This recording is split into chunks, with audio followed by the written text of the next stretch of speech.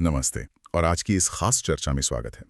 आज हम हरियाणा सरकार की एक महत्वाकांक्षी योजना लैंड एक्विजिशन स्कीम, इसकी थोड़ी गहराई में जाएंगे। नमस्ते, बिल्कुल। ये एक बहुत अहम विषय है अभी। हमारे पास इसके लिए रियाल्स ऐप प्रॉपर्टी का 30 अगस्त 2025 का एक काफी डिटेल्ड लेख है। तो हम इसी के आधार पर समझने की कोशिश करेंगे कि भाई ये योजना आखिर है क्या, क्यों लाई गई है, और सबसे जरूरी हरियाणा के जो जमीन मालिक हैं उनके लिए इसके मायने क्या हैं। हाँ, ये समझना बहुत जरूरी है। मोटी बात यह है कि सरकार करीब 35,500 एकड़ जमीन हासिल करना चाह रही है। हाँ, 35,500 एकड़ काफी बड़ा एरिया है ये। हाँ, और ताकि नए रिहायशी इलाके बने, औद्योगिक क्षेत्र बने। लेकिन सबसे दिलचस्प बात जो लग रही है वो ये कि ये पूरी तरह से स्वैच्छिक है। हाँ, ये वॉलंटरी वाला पहलू इसका बहुत अहम है। यानी जमीन मालिक की मर्जी है, वो चाहे तो सरकार को भेजें, कोई दबाव नहीं। बिल्कुल। और हाँ, एक बहुत ही जरूरी सूचना जो स्रोत में दी गई है, इसकी आखिरी तारीख अच्छा, आवेदन करने की लास्ट डेट कल है, 31 अगस्त 2025। अरे तो मतलब समय तो लगभग खत्म ही है। हाँ, समय वाकई बहुत कम बचा है। तो चलिए इस पूरी योजना को जरा खोलते हैं परत दर परत। निश्चित रूप से ये हरियाणा के विकास के लिए एक बड़ा कदम लगता है, खासकर जिस तरह से इसे लागू करने की बात हो रही है। तो सबसे पहले यही सवाल उठता है कि इसकी जरूरत ही क्यों पड़ी। हरियाणा में ऐसा क्या हो रहा है जिसके लिए अचानक इतनी बड़ी 35,500 एकड़ जमीन हासिल करने की जरूरत आन पड़ी। हाँ, ये आंकड़ा बड़ा है, पर इसके पीछे कई कारण हैं। देखिए, हरियाणा तेजी से बदल रहा है। शहरीकरण बहुत तेज है।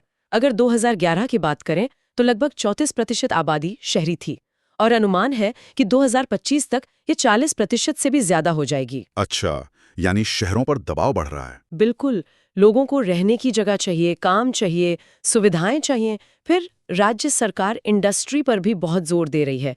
ऑटोमोबाइल, टेक्सटाइल, आईटी जैसे सेक्टर में निवेश लाने की कोशिशें हैं। तो ये एक तरह से खेती बनाम उद्योग वाली स्थिति बन रही है। हाँ, कह सकते हैं। ये एक चुनौती है। खेती प्रधान राज्य है, तो कृषि और औद्योगिक विकास में संतुलन कैसे साधा जाए, ये योजना शायद उसी संतुलन की एक कोशिश है। मतलब ये कोई रैंडम प्लान नहीं, बल्कि एक सोची समझी रणनीति का हिस्सा है। बिल्कुल, आप इसे एक रणनीतिक कदम कह सकते हैं। इस योजना का जो बताया गया लक्ष्य है, वो हरियाणा को एक स्मार्ट स्टेट बनाना है। स्मार्ट स्टेट, ये आजकल काफी सुनने में आता है।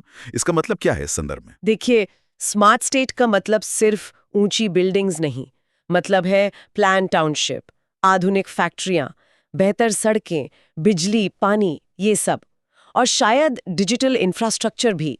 और इस काम को दो मुख्य सरकारी एजेंसियां देख रही हैं, HSVP यानी हरियाणा शहरी विकास प्राधिकरण, और HSIDC हरियाणा राज्य औद्योगिक और अवसंरचना विकास निगम। अच्छा। लेकिन यहाँ जो बात मुझे सबसे ज्यादा खास लग रही है वो है इसका स्वैच्छिक होना। सरकार बार बार इस पर जोर दे रही है। हाँ, ये पॉइंट आपने पहले भी उठाया। ये क्यों इतना खास है? खास इसलिए है क्योंकि भारत में जमीन अधिग्रहण का इतिहास देखें तो वो अक्सर विवादों से भरा रहा है। जबरदस्ती जमीन लेने, कम मुआवजा देने के आरोप लगते रहे हैं। हाँ बिल्कुल, विरोध प्रदर्शन, कोर्ट केस, ये सब तो आम रहा है। सही कहा।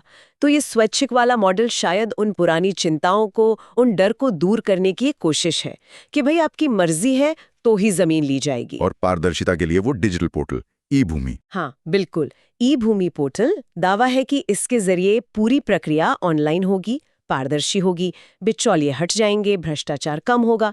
ये एक बड़ा दावा है। सुनने में तो ये सब काफी अच्छा लग रहा है, स्वैच्छिक, डिजिटल, पारदर्शी। तो अब आते हैं जमीन मालिकों पर। अगर कोई अपनी जमीन बेचने का फैसला करता है तो उसे मिलता क्या है? क्या सिर्फ पैसा? नहीं, सिर्फ पैसा नहीं, स्रोत के हिसाब से कई फायदे गिनाए गए हैं। पहला तो है उचित मूल्य। उचित मूल्य मतलब?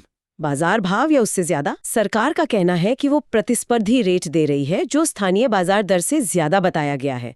जैसे फरीदाबाद जैसे NCR के इलाकों में रेट लोकेशन के हिसाब से 1 से 2 करोड़ प्रति एकड़ तक भी हो सकता है। 1 से 2 करोड़ प्रति एकड़, ये तो काफी अच्छा रेट है। हाँ, NCR के पास की जमीनों के लिए ये आंकड़ा दिया गया है। जाहिर है दूसरी जगहों पर अलग होगा, लेकिन दावा यही है कि रेट अच्छा मिलेगा। और इसके अलावा दूसरा बड़ा फायदा है सुरक्षित लेन देन। कोई दलाल नहीं, कोई बिचौलिया नहीं, सीधा सरकार से सौदा। तो पेमेंट की गारंटी है, पूरी रकम मालिक तक पहुंचेगी। ये भी एक बड़ी राहत की बात है, खासकर छोटे किसानों के लिए। बिल्कुल। और तीसरा, टैक्स में लाभ की भी बात कही गई है। शायद कैपिटल गेन्स टैक्स में कुछ छूट मिल सकती है, हालांकि इसकी पुष्टि तो किसी टैक्स एक्सपर्ट से ही करनी पड़ेगी। ठीक है, ये तो हुए सीधे आर्थिक फायदे। और कुछ? हाँ, कुछ ऐसे फायदे भी हैं जो शायद तुरंत न दिखें पर भविष्य के लिए अहम हो सकते हैं, जैसे बची हुई जमीन की कीमत बढ़ना। वो कैसे? मान लीजिए किसी ने अपनी जमीन का सिर्फ एक हिस्सा बेचा, तो जब आसपास विकास होगा, नई सड़कें, मकान, फैक्ट्री वगैरह बनेंगे, तो उसकी जो बची हुई जमीन है उसकी कीमत भी तो बढ़ेगी। हाँ, ये बात तो है। स्रोत में अनुमान लगाया गया है कि ये बढ़ोतरी 20-30% तक हो सकती है। और फिर है योजनाबद्ध विकास का फायदा। मतलब जो नई टाउनशिप या इंडस्ट्रियल एरिया बनेंगे उनमें स्कूल, अस्पताल, पार्क, बिजली, पानी जैसी बेहतर सुविधाएं होंगी। शायद अभी उनके इलाके में उतनी अच्छी ना हो। हाँ, स्रोत में फरीदाबाद के खेड़ी कलां गांव के रामसिंह का एक उदाहरण भी था शायद। हाँ, वो एक काल्पनिक उदाहरण दिया गया है ये समझाने के लिए कि कैसे कोई किसान इस योजना से फायदा उठा सकता है। जैसे जमीन बेचकर मिले पैसे से कर्ज चुकाना, घर बनाना और बच्चों को पास की फैक्ट्री में नौकरी मिलना। हाँ, और बची हुई जमीन की कीमत भी बढ़ जाना। ये दिखाता है कि ये योजना खासकर उन किसानों के लिए जो कर्ज या मौसम की मार झेल रहे हैं, उनके लिए एक बड़ा आर्थिक सहारा बन सकती है, एक उम्मीद जगा सकती है। अच्छा, तो ये सब फायदे मिलेंगे उस ई भूमि पोर्टल के जरिए। सब कुछ ऑनलाइन, डिजिटल। ये सुनने में तो बहुत मॉडर्न लगता है, पर क्या ये वाकई जमीन पर उतना ही आसान है? देखिए, पोर्टल का इंटरफेस तो यूजर फ्रेंडली बनाने की कोशिश की गई है, ऐसा स्रोत कहता है। ये डिजिटल इंडिया का भी हिस्सा है। प्रक्रिया क्या है? मतलब स्टेप बाय स्टेप क्या करना होगा? मोटा मोटा ऐसा है, पहले पोर्टल पर जाना है ebhumi.jamabandi.nic.in, फिर आधार या मोबाइल से लॉगिन करना है। उसके बाद अपनी जमीन की डिटेल डालनी है, खाता, खसरा नंबर, गांव, कितना एरिया बेचना चाहते हैं, ये सब। ये जानकारी तो जमाबंदी में मिल जाती होगी। हाँ, बिल्कुल। फिर जरूरी डॉक्यूमेंट्स अपलोड करने हैं, पहचान पत्र, जमीन के कागज की स्कैन कॉपी पीडीएफ फॉर्मेट में। फिर पोर्टल पर ही सरकार का ऑफर मतलब रेट और शर्तें दिख जाएंगी। अगर मंजूर है तो ऑनलाइन सहमति देनी है। और ओटीपी वगैरह आता होगा? हाँ, ओटीपी से वेरिफिकेशन होगा। फिर एक डिजिटल रसीद मिल जाएगी और आप अपना एप्लीकेशन ट्रैक भी कर सकते हैं। लेकिन मान लीजिए किसी को कंप्यूटर चलाना नहीं आता या इंटरनेट नहीं है गाँव में। हाँ, ये एक प्रैक्टिकल दिक्कत हो सकती है। उसके लिए स्रोत बताता है कि पोर्टल हिंदी और अंग्रेजी दोनों में है, और अगर खुद नहीं कर सकते तो कॉमन सर्विस सेंटर CSC की मदद ले सकते हैं। अच्छा, वो जो CSC सेंटर होते हैं। हाँ, वो मदद कर सकते हैं। तो कोशिश यही है कि प्रक्रिया पारदर्शी रहे, सुरक्षित रहे और दलाली खत्म हो। ठीक है, प्रक्रिया भी समझ आ गई। अब ये बताइए कि ये जो 35,500 एकड़ जमीन है, हाँ। ये हरियाणा में कहाँ ली जा रही है? क्या कुछ खास इलाके हैं? हाँ, ये पूरे हरियाणा में फैली हुई नहीं है, कुछ चुने हुए जिलों और क्षेत्रों पर फोकस है, और हर जगह का फोकस भी थोड़ा अलग है। जैसे फरीदाबाद में करीब 4,500 एकड़ का लक्ष्य है, खेड़ी गला जैसे गांव, यहाँ जोर रिहायशी विकास पर है क्योंकि ये NCR के बिल्कुल पास है। फिर अंबाला में करीब 2,000 एकड़, खैरा, नग्गल जैसे गांव, यहाँ फोकस इंडस्ट्री पर है।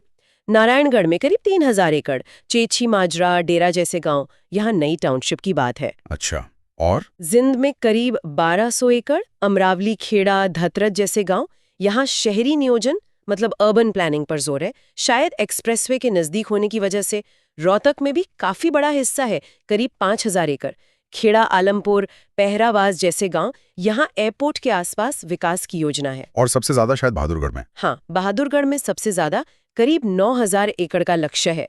सोलधा, बराही जैसे गांव, ये भी NCR के नजदीक है, तो यहाँ कनेक्टिविटी का फायदा उठाकर बड़े पैमाने पर विकास की बात लगती है। 9,000 एकड़ अकेले बहादुरगढ़ में, ये तो बहुत बड़ा एरिया है। मतलब इन इलाकों का तो पूरा नक्शा ही बदल जाएगा आने वाले सालों में। बिल्कुल, ये आंकड़े यही दिखाते हैं कि ये कोई छोटी मोटी स्कीम नहीं, बल्कि बड़े पैमाने पर शहरी और औद्योगिक लैंडस्केप को बदलने का प्लान है। स्रोत में ये भी कहा गया है कि विकास के साथ साथ ग्रीन स्पेस यानी पार्क्स वगैरह का भी ध्यान रखा जाएगा। कोशिश शायद एक टिकाऊ विकास की है। अच्छा, अब आते हैं उस सबसे जरूरी सवाल पर जो शायद इस वक्त कई लोगों के मन में होगा, खासकर उन जमीन मालिकों के जिनकी जमीन इन इलाकों में आती है। अगर कोई इसमें शामिल होना चाहता है तो उनके पास समय कितना है? आपने बताया था कि डेडलाइन बहुत नजदीक है। हाँ, और ये इस चर्चा का शायद सबसे जरूरी हिस्सा है इस वक्त। स्रोत के अनुसार आवेदन जमा करने की आखिरी तारीख 31 अगस्त 2025 है। यानी कि कल? हाँ, बिल्कुल कल। आज 30 अगस्त है, तो बस एक ही दिन बचा है। ये तो मतलब बिल्कुल आखिरी मोमेंट है। हाँ, ये एक टाइम बाउंड स्कीम है, तो जो भी इच्छुक जमीन मालिक हैं उन्हें बहुत जल्दी फैसला लेना होगा और ई भूमि पोर्टल पर अपनी सहमति दर्ज करनी होगी। कल रात 12 बजे के बाद शायद ये मौका ना रहे। और अगर किसी को कोई सवाल पूछना हो, कोई जानकारी चाहिए हो, तो वो कहाँ संपर्क करें? उसके लिए वो सीधे उन सरकारी एजेंसियों से बात कर सकते हैं जो ये योजना चला रही हैं। स्रोत में उनके नंबर और वेबसाइट दिए गए हैं। एक है HSVP, उनके फ़ोन नंबर है 7206002193 और 9909433143। वेबसाइट है www.hsvpharyana.org.in। HSVP, ठीक है। और दूसरी एजेंसी है HSIDC। उनके फ़ोन नंबर हैं 0172-256-8204 और 0172-2590-481 से 38 तक। वेबसाइट है www.hsidc.org.in। HSIDC, ठीक है। तो इन नंबर्स पर या वेबसाइट पर जानकारी मिल सकती है? हाँ, उम्मीद है वहां से उनके सवालों के जवाब मिल जाएंगे, पर संपर्क जल्दी करना होगा। तो कुल मिलाकर आज हमने हरियाणा की इस विशाल लैंड एक्विजिशन स्कीम को कई एंगल से देखा। इसका मकसद शहरीकरण और औद्योगिकरण का संतुलन साधना। जमीन मालिकों के लिए क्या फायदे हो सकते हैं, अच्छी कीमत, सुरक्षित सौदा, भविष्य में लाभ, प्रक्रिया कैसे काम कर रही है ई भूमि पोर्टल के जरिए, डिजिटल और स्वैच्छिक, कौन से इलाके बदलेंगे, फरीदाबाद, बहादुरगढ़, रोहतक जैसे कई जिले, और सबसे जरूरी डेडलाइन जो बस कल ही है। बिल्कुल, ये सिर्फ जमीन खरीदने बेचने का मामला नहीं लगता, ये हरियाणा के भविष्य के विकास का एक तरह से खाका तैयार करने की कोशिश है। हाँ, और ये दिखाता है कि कैसे तकनीक का इस्तेमाल करके विकास की प्रक्रियाओं को शायद ज्यादा पारदर्शी और लोगों की मर्जी पर आधारित बनाने की कोशिश हो रही है। हाँ, ये डिजिटल इंडिया वाली सोच से भी जुड़ता है। ये हरियाणा के लिए खेती और उद्योग के बीच एक नया संतुलन बनाने का प्रयास है, जिसमें पारदर्शिता और सहमति जैसे शब्द बार बार इस्तेमाल हो रहे हैं। और जाते जाते एक विचार श्रोताओं के लिए छोड़ जाते हैं। जब विकास इतनी तेजी से और इतने बड़े पैमाने पर होता है, 35,500 एकड़ कोई छोटी बात नहीं, तब ये संतुलन कितना महत्वपूर्ण और कितना मुश्किल हो जाता है कि स्थानीय समुदायों की आवाज, उनकी चिंताएं, उनकी जरूरतें वो कहीं पीछे ना छूट जाएं। ये एक बहुत बड़ा सवाल है। भले ही भागीदारी स्वैच्छिक क्यों ना हो, पर क्या विकास के सामाजिक और पर्यावरणीय प्रभावों का लगातार मूल्यांकन जरूरी नहीं? इस संतुलन को बनाए रखना हमेशा एक चुनौती रहेगी। इस पर सोचना जरूरी है।